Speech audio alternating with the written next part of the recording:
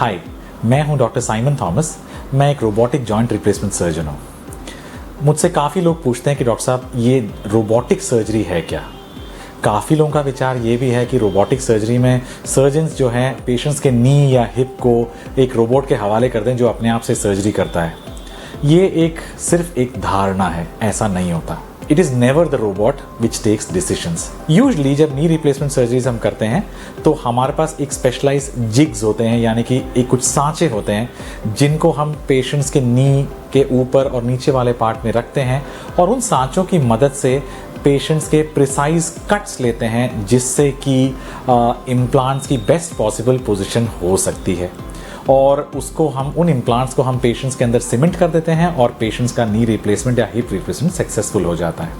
एक robotic surgery में क्या होता है कि ये जो कट लेने का काम है इसमें एक रोबोटिक आर्म की हेल्प करी जाती है, ठीक है। और वो रोबोटिक आर्म का काम होता है वो ये देखना कि सर्जन जो कट ले रहा है वो एक्चुअली प्रिसाइज है कि नहीं। यूजुअल कन्वेंशनल सर्जरी के अंदर ये प्रिसिशन हम ऑपरेशन के बाद एक एक्सरे के अंदर ही देख सकते हैं, लेकिन रोबोटिक सर्जरी में रोबोट हमें रियल टाइम में दिखाता रहता है कि जो कट्स हम ले रहे हैं वो एक्चुअली जो हमने प्लान किया हुआ है उसी लिमिट के अंदर है और पेशेंट्स की प्रिसिशन बढ़ जाती है।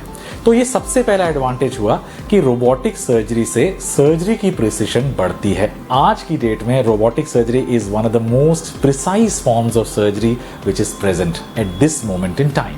अब now come to the second point of a robotic surgery. Usual conventional surgery होती है, उसमें हम क्या करते हैं, चाहे लंबा हो या छोटा हो, मोटा हो पतला हो, एक पर्टिकुलर सांचा, एक पर्टिकुलर जिग जो कि उस पेशेंट के लिए सबसे बढ़िया है, उससे हम पेशेंट्स के कट्स लेते हैं और उनमें हम इम्प्लांट्स को डाल देते हैं।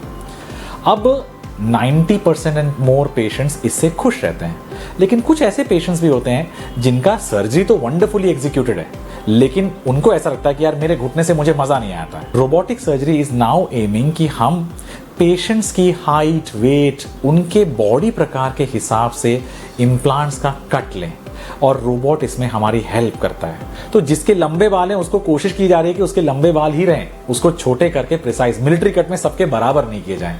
तो रोबोट इसमें हेल्प करता है। जब हम रोबोट की प्लानिंग करते हैं ऑन टेबल हमें दिखता है कि ये घुटना जो हमने पहले घुटने किया उससे अलग है, उसका एंगल कुछ मिलीमीटर अलग है, तो वो उसी पर्टिकुलर एंगल, उसी पर्टिकुलर अलाइन को हम पोस्ट ऑपरेटिवली मिमिक कर सकते हैं, यानी कि उनका नी, रिप्लेस नी पेशेंट के नॉर्मल नेचुरल घुटने को सबसे ज्यादा मिमिक करता है। इससे पेशेंट सेटिस्फैक्शन बढ़ने के चांसेस कई गुना है। आज की डेट में नी रिप्लेसमेंट सर्जरी अपनी चरम सीमा पे, यानी it is at its apex और जेनिथ। कि शायद इससे बढ़िया ये टेक्नोलॉजी इंप्रूव ना हो। रोबोटिक टेक्नोलॉजी, इस टेक्नोलॉजी का फायदा ये है कि ये पेशेंट सेटिस्फैक्शन बढ़ाएगा by mimicking your own natural knee, and that is where the advantage of a robotic knee lies. Finally जब मेरे पास पेशेंट्स आते हैं वो रोबोटिक सर्जरी के बारे में समझते हैं, नॉन रोबोटिक नेविगेटेड सर्जरी के बारे में समझते हैं और फिर वो मुझसे पूछते हैं, डॉक्टर साहब is robotic surgery for me, क्या मुझे रोबोटिक सर्जरी करानी चाहिए? तो मेरा बड़ा सिंपल सा जवाब है। वो जवाब ये है कि when you are choosing knee replacement तो यू आर चूजिंग टेक्नोलॉजी। आप अपने पुराने घिसे हुए जॉइंट को एक लेटेस्ट टेक्नोलॉजिकली परफेक्ट नी से चेंज करना चाहते हो और रोबोटिक टेक्नोलॉजी उस लेटेस्ट का भी लेटेस्ट है and the future is wide open. So जो लोग नी रिप्लेसमेंट सर्जरी के बारे में सोच रहे हैं उनको रोबोटिक नी रिप्लेसमेंट सर्जरी के बारे में एक बार सुनना और समझना जरूर चाहिए। आप उसको कराना चाहें या ना कराना चाहें वो आपकी अपनी ऑप्शन है। और क्या ये रोबोटिक टेक्नोलॉजी लाइफ चेंजिंग होगी ये तो 10 साल बाद का टाइम बताएगा। But the crux of the matter is the future looks much brighter with robotic assisted knee replacements and in the future hip replacements as well. Thank you.